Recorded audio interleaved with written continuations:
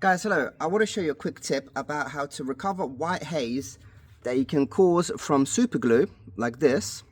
Or for example, say you have a 3D print, so this is all 3D printed and glued together, and after you glue it together you have some seeping super glue lines, and then say you sand it down like I did here. We can actually recover that so it looks like actual brand new or like printed, same kind of glossiness that the plastic has. Like here, so here you can see that is not sanded. Where was that glow? Got a bit of a glow, can't see that glow, no reflection. There we go, you can see that glow there. We can actually recover this area where I sanded it, and same with this area with this. It's just clear gloss basically. But you need to make sure that the area is like cleaned properly, so use some water and a brush just to clear it all up.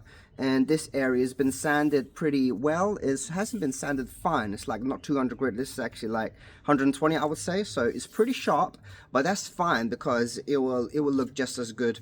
And this area as well, so you can see there's a lot of sanded areas there because all of this is glued together. So you see all these layers, there's like one here, 1, 2, 3, 4, 5, 6. There's 6 layers basically here, so there's a lot of super gluing. And although I do my best to remove all the super glue with what's it called, the cotton buds, it doesn't remove all of it actually, so you do need to actually sand it down.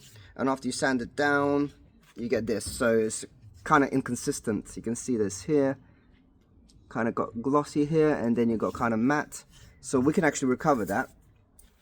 So let's just do it. Hello.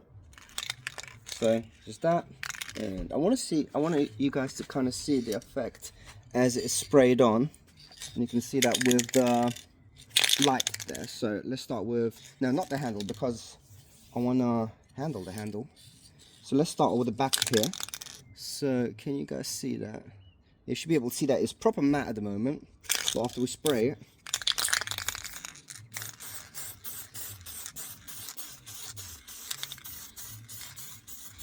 and the really good thing about this is it cures very quickly as well. So you don't actually have to wait like a whole day.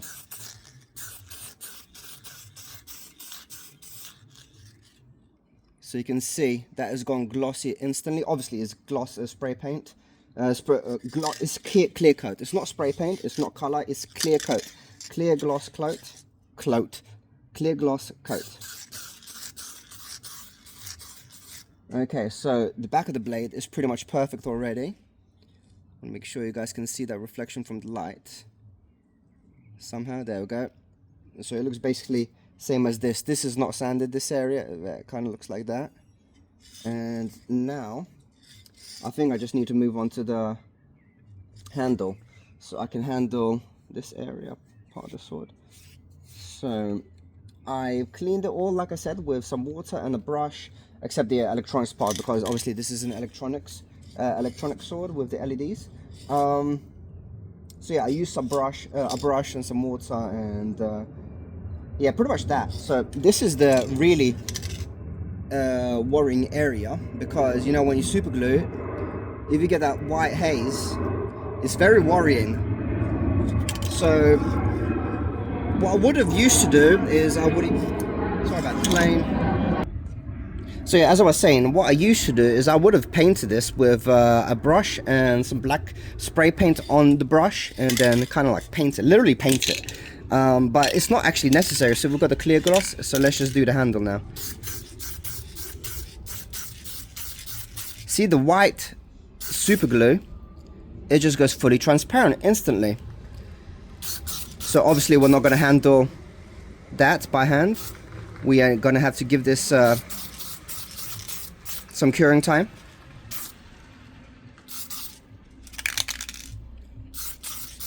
And I'm going to do the other side just to make sure it's kind of the same. But yeah, basically that is a super neat trick for actually recovering any areas that you might have screwed up. I found that to be a miracle, especially if you're working with 3D prints and plastics. It's just gold. Golden tip.